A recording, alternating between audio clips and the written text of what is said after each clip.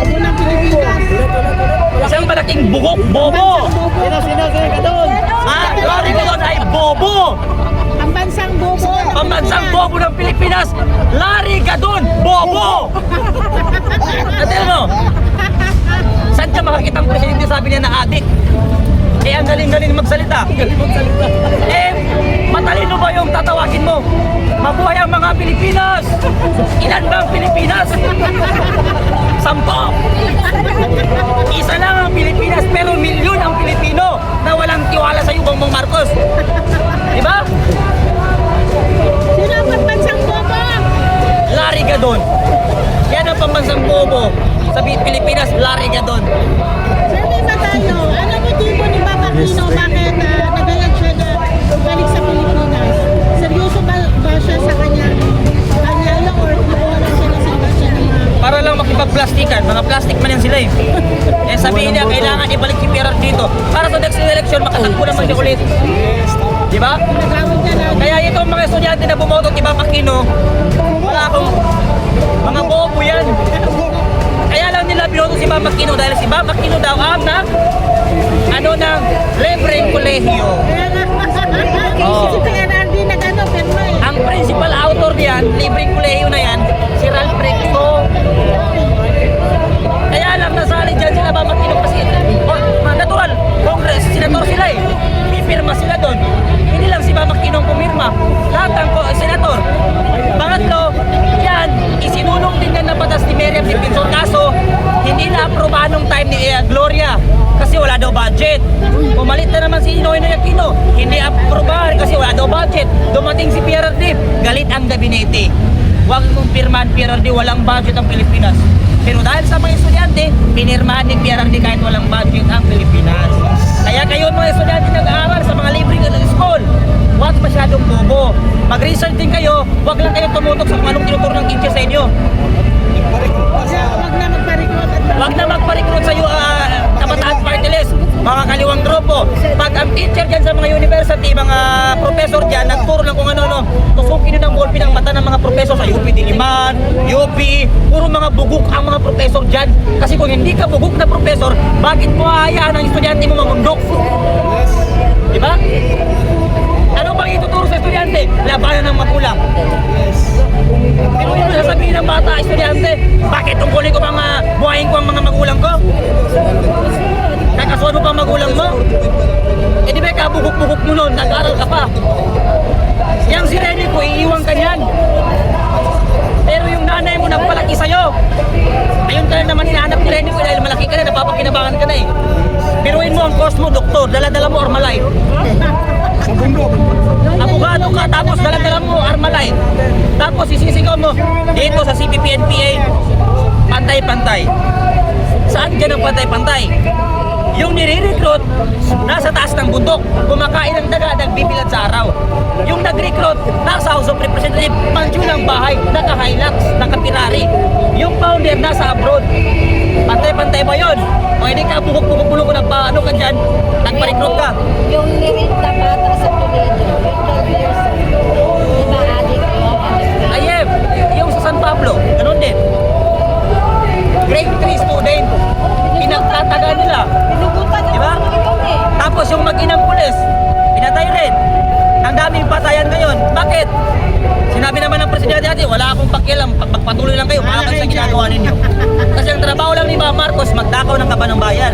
Wala siyang pakialam kung magkamatay ng mga Pilipino. Mga estudyante ngayon, pinapatay na. Yan ba ang gusto ng mga camping? Yan ba ang gusto ng mga dilawan? Galing ka ng school, uuwi ka ng board, house, anong bahay mo? Tinambangan ka ng adik, tapos kinaasa ka, nilagay ka sa drum, yan ba ang gusto mo?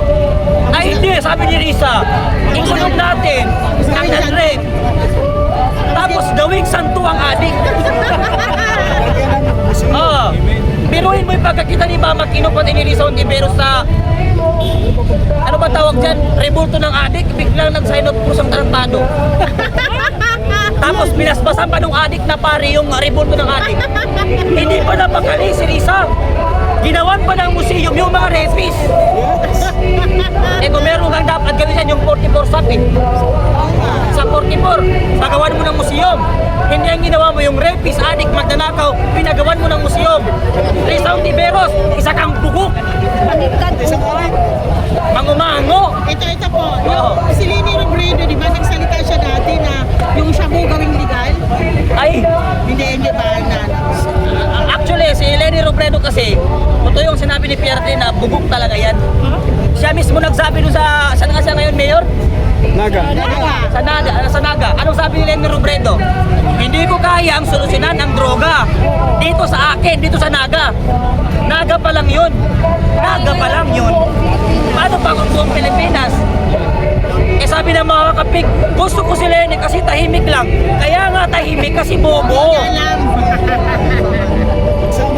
Biruin mo yung mga camping, tuwang-tuwa sa ginawa ni Bongbong Marcos.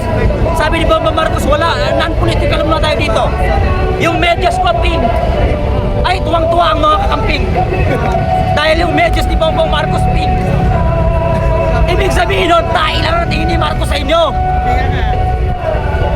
Pag nakipag-alyansa yung mga kakamping at dilawan kay Bongbong Marcos, mas malala ang mangyayari sa inyo. Bakit? Ang mga Duterte, ang daming utang na loob ang mga Marcos sa mga Duterte.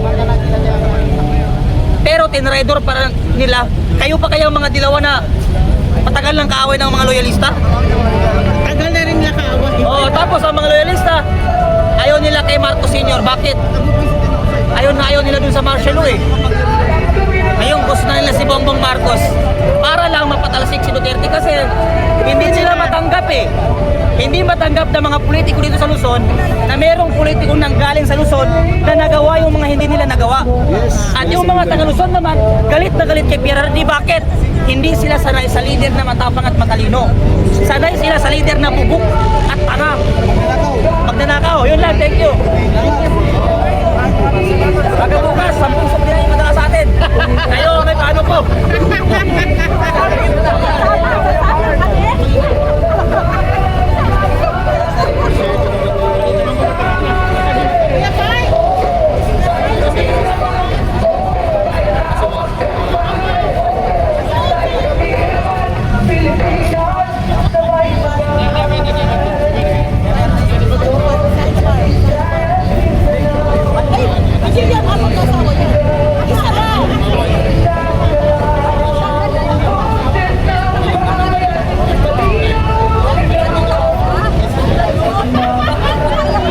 Dapat dito sa tao na ito hulihin na kasi sobrang abusado na harap-harapan ng pambabastos sa gobyerno. Alam niyo, yung mga tao nandito nagsasalita, lumalaban sa pang-aabuso ng gobyerno sa kaban ng bayan. Magpasalamat kayo, may nagsasalita, naglalabas ng hinanaing sa mga ginagawa kalukuhan ng gobyerno. Tapos sabihin nyo, abusado sa gobyerno. Eh, bugok pala kayo eh.